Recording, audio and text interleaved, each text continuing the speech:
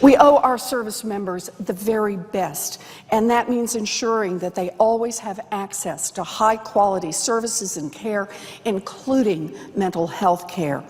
The Clay Hunt SAVE Act, introduced in the Senate by Senators John McCain and Richard Blumenthal, would strengthen critical mental health care services and suicide prevention resources for our country's veterans.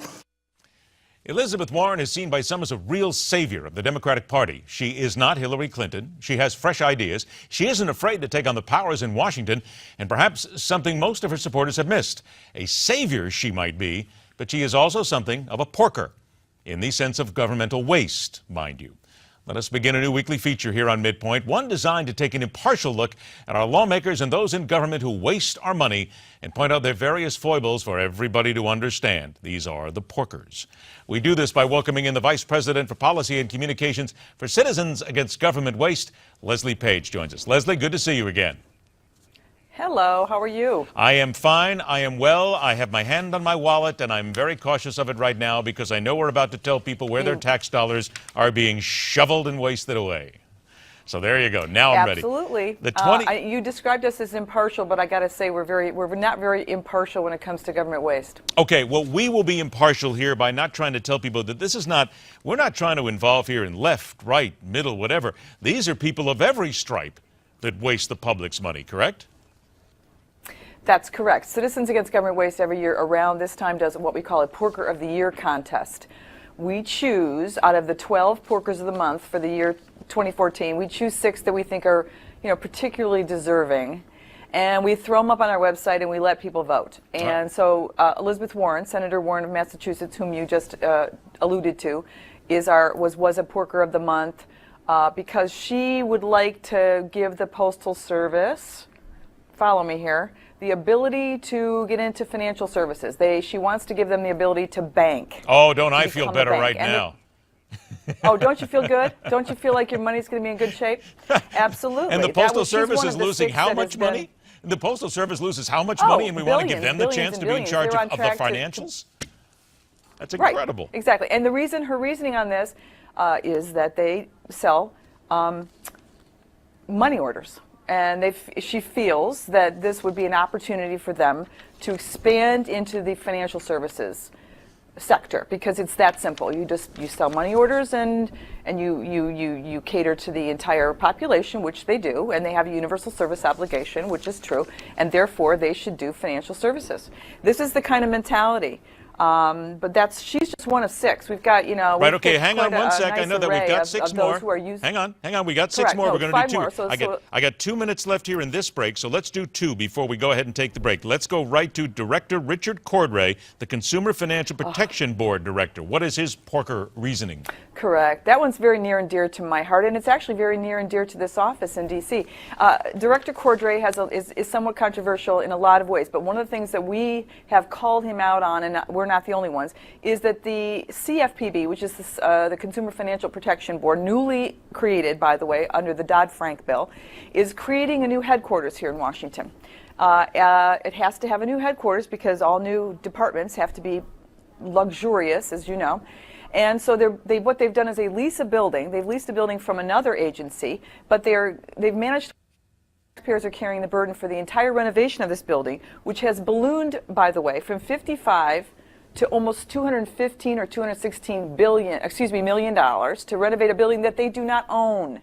They are leasing it, and it's more expensive per square foot than the Trump Towers or the Bellagio in Vegas. Well, but I think the big thing here that we need to point out is, and you did this, that the agency officials were, quote unquote, unable to locate any documentation related to the renovation. So we've gone from $55 million to $215.8 million, and nobody can actually find it on paper.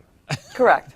So Chairman Henserling of the House Financial Services Committee has repeatedly asked for a couple things. One, and the IG, by the way, has also weighed in on this, he wants the documents. He wants to know, can I see the modeling? Can I see your cost estimates? Could you please provide to the House documents that justify and rationalize this exorbitant, ridiculous cost for this building?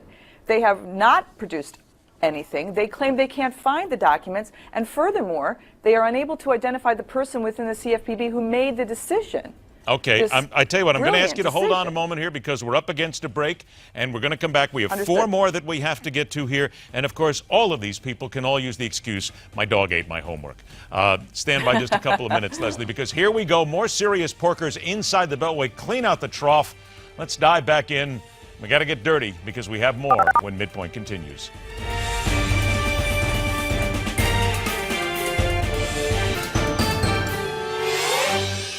All right, belly up to that trough of government waste once again. We welcome back the Vice President for Policy and Communications at Citizens Against Government Waste, Leslie Paige. All right, Leslie, we got 4 more to get through here in the 2014 Porker of the Year nominees.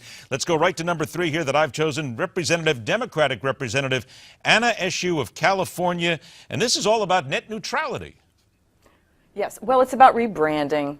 Basically, back in August, Representative Eshoo thought the real problem with this fight over net neutrality is the name. It's just too convoluted and confusing. So, hey, let's rebrand it. It's like Don Draper, complete with his bar cart, moved into every agency of the government, and it's all about rebranding your brand. So she actually did a little campaign on Reddit to rebrand the internet or net neutrality and call it something clearer.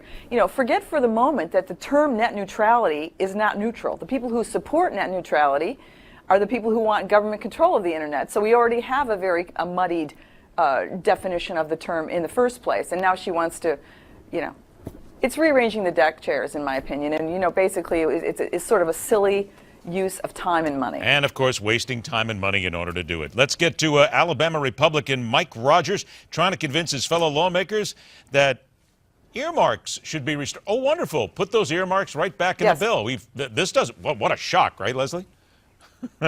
Oh, yeah, very shocking. And, Citizens Against Government Waste has been front and center in trying to make earmarking kind of taboo. We've tried to put a very bad, and I think we've succeeded. I mean, they've got the moratorium, and the Speaker, John Boehner, has repeatedly said in no, uncertain terms, there will be no more earmarking.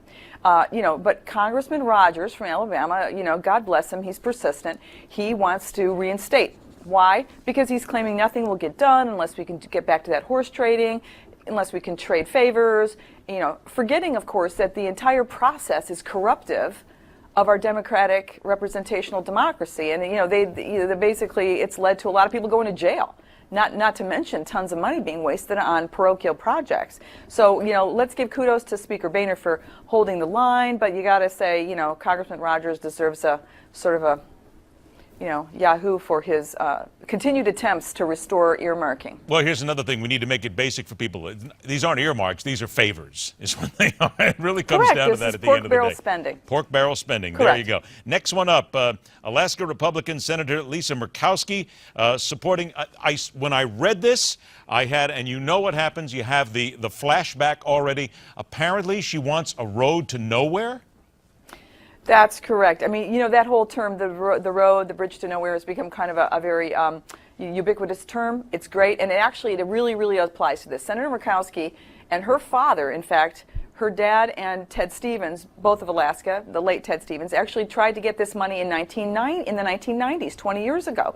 And at the time, it was very clear that this money was to build a gravel road in a community with over 900 people. That's it, tiny little community, and it was basically to help a local fish canning company. This is very typical, by the way, of earmarks. They're often set up to help parochial interests. At the time, President Clinton said no. And Secretary of the Interior at the time, Bruce Babbitt, also said no. And they went ahead and went head-to-head on it. And eventually they got they used the money in other ways.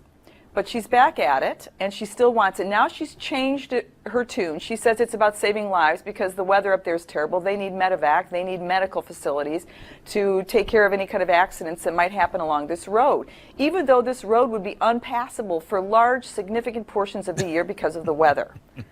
And to her credit, Sally Jewell, the current Secretary of the Interior, has said no also.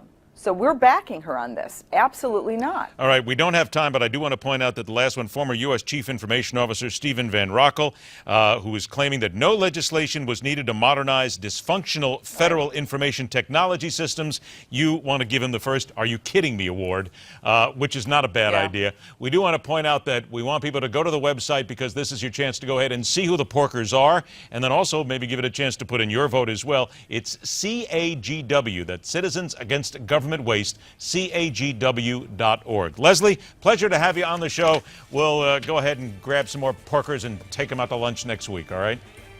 See you soon. There you go. Thanks, Leslie. How about another murderous band of terrorists that the world seems not to think or care about? That's coming up next on MidPoint.